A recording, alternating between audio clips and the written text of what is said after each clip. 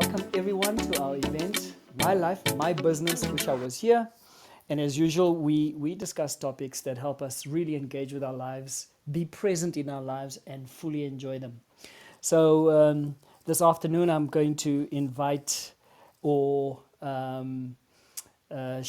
It's a standing invitation, of course. Don't know why I said invite, but a special welcome to you. And I am looking forward to what you got for us today.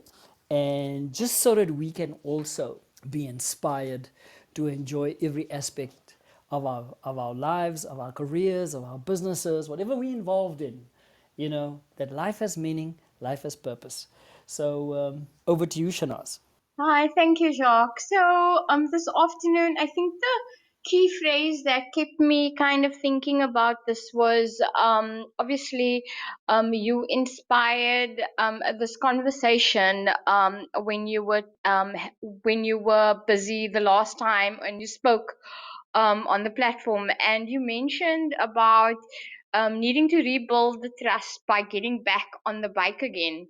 And it really reminded me about how challenging this can be in different environments. And again, I think that one of the issues that this is also one of the issues that I get to deal with in my work environment, whether that's consulting with social work teams or organizations, as well as when I am working with patients or seeing clients, sort of in the privately. And the issue is around rebuilding trust. And so I was had this idea that you had built this relationship with your bike, and I needed to rebuild that trust in that relationship. And for many of us, it's about rebuilding trust in relationships in work, as well as with partners, whether that's a project, partners in a project, partners in a joint venture, or partners in a relationship. And I think that maybe the workplace can learn a little bit from the what we learn in relationship building and trust in relationships. And so one of the I found it really interesting that I found this academy. It's a consulting firm called Noble Academy, and what they said is that when trust is high, so when teams know, that they can trust the environment and their workspace, it says that benefits include something like 74% less stress the team will experience. The team will also be 50% higher in the in the productivity, and then 76% more in terms of they'll feel engaging in what they are doing, 29% more satisfaction with their lives, and they'll experience 40% less burnout. I was just floored when I read this. So I'm going to say it again. So when we experience high trust in our environments, and when you think of our work environments, teams, the benefits include 74% less stress, 50% higher productivity, 76% more engagement, 29% more satisfaction with our lives in general, and 40% less burnout.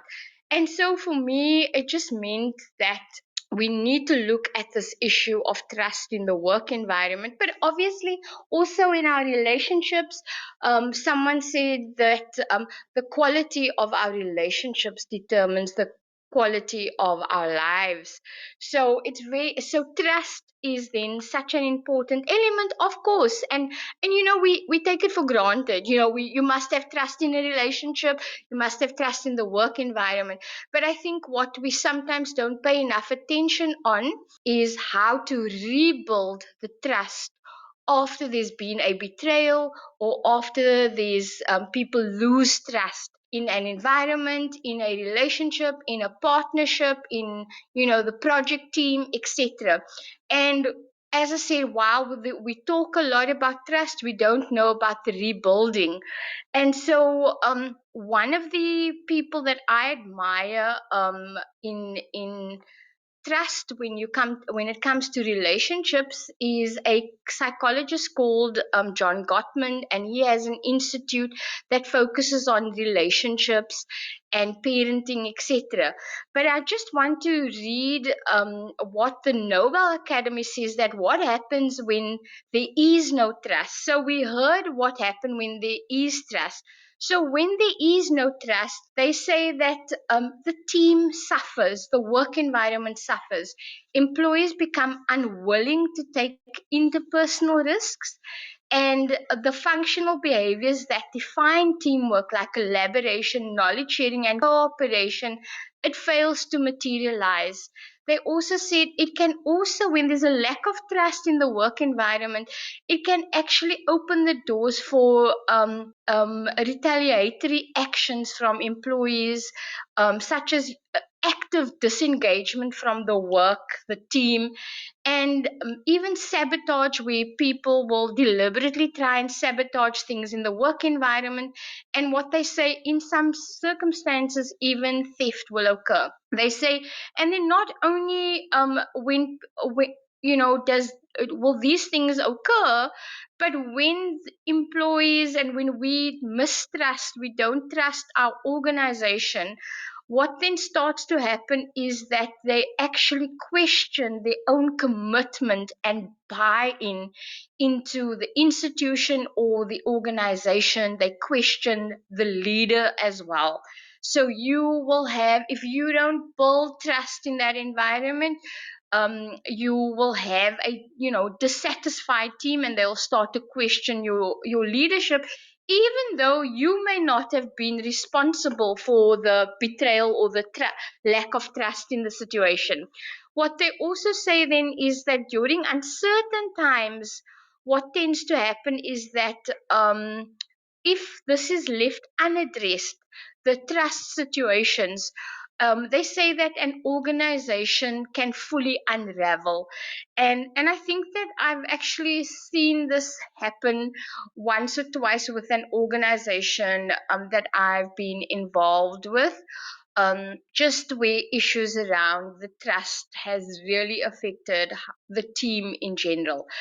But there is hope. What I love about John Gottman, he believes that any relationship is salvageable, and that one can rebuild trust again. So whether this is the environment in a team, or whether this is a partnership or in a relationship, there is absolutely, you can have hope that you can rebuild the trust.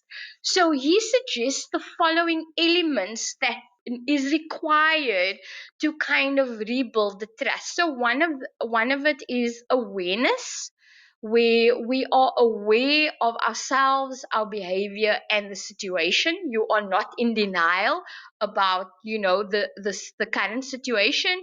You may be also aware of the nuances and the complexity of the situation. Whether that is around how how you were affected, but also how they affected. So a deep sense of awareness of yourself as well as the organization or the situation. And then he also calls it turning toward. And so keep in mind that what John Gottman does is focus on relationships. So for him, turning toward means when we are willing and we are open to engage. So for example, he actually gives this example that he was busy reading a book and very engrossed in the plot of this book, and his wife was busy with something, and she called to him, and he had a choice. Does he ignore her, or is he able to put aside and turn towards her? So in other words, when you are rebuilding trust again, there is also this idea that you need to turn toward each other. You need to turn towards the person, whether you were the person that caused the trouble and the situation or not. turning toward the person is important, and that would mean, as a leader, turning toward the team, in other words, and paying attention there. Another aspect of rebuilding trust is tolerance. Tolerance for the other person, tolerance for differences of opinion and views, being really open to hear the person and to understand that you do not have to have the same ideas, but that you can actually tolerate the difference, but also the tension in the team. For there may be tension in the team, there may be disagreement. As human beings, we have this, we struggle in tolerating anxiety. So there may actually be a level of anxiety when dealing with the rebuilding of the trust, depending on what has happened in the situation. Another element is understanding. So, a deep understanding of each other, where each understanding the needs of the team, a deep understanding of the needs of the other person, as well as your own needs.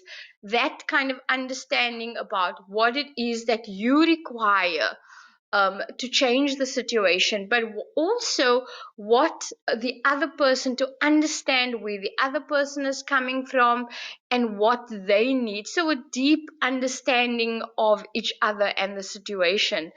Then another element is non-defensive responding. And so when we are the ones that, where our trust has been broken due to another person, whether that's on the project or whether that is, in a relationship of some sort, it can be a friendship even, then when the person comes back to ask you or to engage with you around the issue or even another issue, is to not respond defensively. This is so key. So I'll give you a situation. We've all had these experiences. It doesn't have to be a major thing, but I have a friend who regularly, she's unreliable, unfortunately. So we will constantly make appointments to see each other. And then what will usually happen is, on occasions, many of the occasion, she either is pitching up late or she's not pitching up at all. And I've been managing this. She's an old friend. We know each other since childhood already. So I just got fed up the one day, and then she apologized for what happened.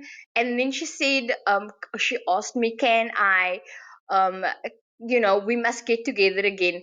And defensively, I said, oh no, I'm busy. So that has been my constant response to her. So even that response, no, I'm busy, she's willing to, I'm and what that is indicating is I'm still being quite defensive. I'm still angry and annoyed with her for her lateness, as well as her, I think she doesn't understand how this affects me. So that is my defensive response to her.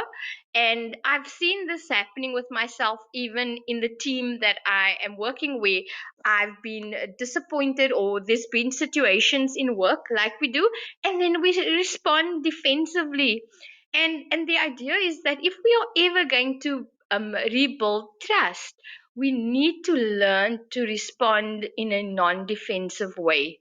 And and that also means, like, really, when that person is trying to engage with us, or we need to engage in a situation, that we clear our minds from even being prepared with that answer that we're going to have. And I heard someone over the weekend talk about deep listening. Hold on to the anxiety that you may experience, the discomfort, the distress you feel maybe in that moment, the need to feel right, that you are right, and really try not to respond defensively. Try not to blame the other person, and feel that you are right. And so, you are going to give them silent treatment. The other element, then let me move on. The other element is empathy, and empathy is really putting yourselves, as we know, in the shoes of the other person, without, and I often say, in my line of work, without falling apart, right? So it doesn't mean that we cry with the person and we, get upset and all of that with the person. It's really just understanding where they are coming from again, feeling what they are feeling and trying to understand, I guess, how they what they are feeling in the situation. And so those are the 7 elements. But what I really liked about what John Gottman does, he has a 3-step method, which I think is kind of easier to kind of remember. So what it actually is all of sorry, what it actually is, sorry, I've got some things coming on my phone phone here, so it's, yeah. So there's a 3-step method and to rebuilding trust, and this is so easy to remember, and that's why I wanted to talk about it, because while he has all these other elements, so the 3-step method, I want you to remember these words. The first step is a tone, the second step is a tune, and the third step is attach. So in other words, let's look at, if we can just keep these 3 simple steps in mind, there is a big possibility that we can restore some of the trust that we've lost. And sometimes, if you are the person who where you may have overstepped a boundary and someone has lost trust in you, then it's also good to keep these 3 steps in mind, which is a tone, a tune, and attach. So let's look at a tone. So what you actually want to understand is that when you what a tone what John Gottman means by a tone is to really express remorse, where you take 100% of the blame for what happened. So, and he says atonement cannot happen when the guilty person or the one that is causing the trouble places the blame on anyone else. So if you are, whether you are the person who needs to atone and needs to rebuild the trust because you broke the trust, you need to accept 100% of the blame. Even though maybe there's a part of you that feels this was not your doing, this was, there was contributions by the other person. And he said that what happens is that you can only, why this is important, is that you can only really move forward when the other person, when you do not blame the other person. So it's about getting into the, again, that empathy, that you're thinking of the other person. How would they feel when I am now saying that they played part, they contributed to the situation? So this is slightly different from where we're like, oh, we all acknowledge we contributed this. For the purpose of rebuilding trust, when you are the person that was who did the wrong, or the trust, violated the trust, you do just need to accept that you will take 100% of the blame. And that doesn't necessarily mean that it's true. It just means that for the relationship and for moving forward and rebuilding the trust, this needs to happen. And he suggests is that you have to confess what you did, and this is about transparency. Transparency is key in atonement. The other thing is that what we need to also look at is that what the transparency does is that it allows the person who has lost the trust, it allows them to understand that the one who is guilty and caused the harm, that they are being genuine. It also allows the person to take a risk, right? It also allows then the person to want to commit to rebuilding. But if you are not completely transparent, and if the person who is not transparent, then rebuilding cannot really happen. You cannot really move on to the next stage. And what he says, why this is important, the transparency, is then partners can actually gain insight into what happened to the situation without any accusations. So, in other words, the transparency is key, so that if you were the person, for example, who did the wrong thing or crossed the boundary, who did what you should not have done, you have to accept the 100% blame. However, when you are transparent without even just because of the process, the other partner, both of you will immediately start to see how the situation may have been created, and you will gain insight into that situation without blame, and that's really important. And what they say is that you will also then learn that sometimes that the best way to confront issues will then be through transparency, and we need to, if you are again the person who was in the wrong, what you may need to accept then is that, as well as if you are the person whose trust was violated, that we need to understand that just because you want to rebuild the trust does not mean that you are not going to feel hurt, betrayed, and angry. You may still feel that, but it's really important that you still engage in the process. And that is why um, Gottman feels that we can actually work this process, but it needs to be based on no accusations. And when there are no accusations and blaming, both parties gain insight as to what was wrong. Another thing for the person who was blamed is the idea of stopping the behavior immediately. So that's atonement is part of the first phase. The next one is attunement. And all this is about understanding the nuances of the relationship, the complexity of the needs, and understanding the partner almost intuitively, So almost like making it's part of making being willing to engage, being willing to learn how to manage the conflict, that engagement in the conflict. And so that is going to be key, a willingness to understand where the other person is coming from.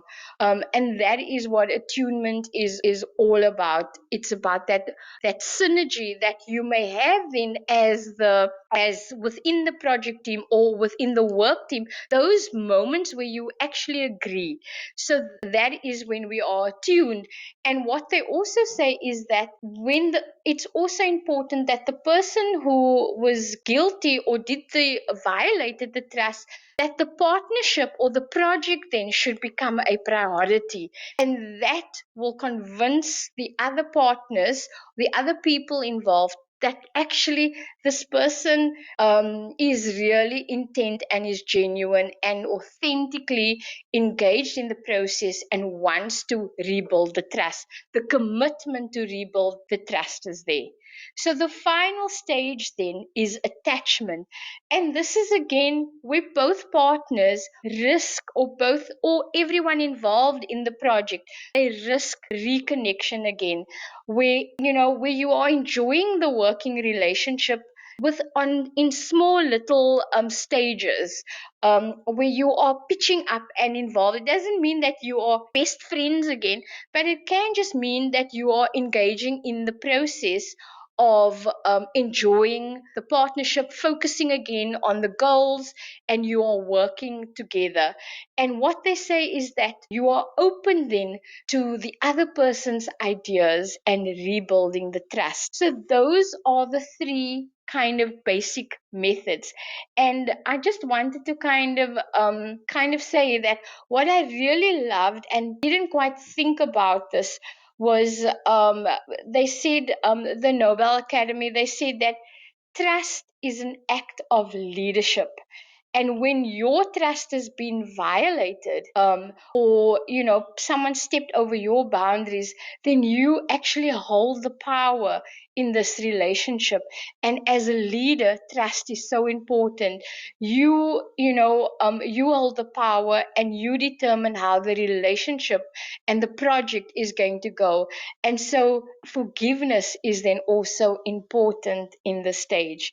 And so, yeah, that's me coming coming to an end. Thank you. All I can say is that, if you really want to shed baggage and really speedily achieve your goals, do so. And obviously, when you do so, you do it on your own. But in this journey, I mean, one of the key things that we've spoken about so many times already, over and over, is collaboration, relationship, doing things with others. And all I can think about is part and parcel of everything that you've shared, Shanaaz, is that here's the work and a way of doing the work of rebuilding the trust, because it's highly valuable. It's worth it.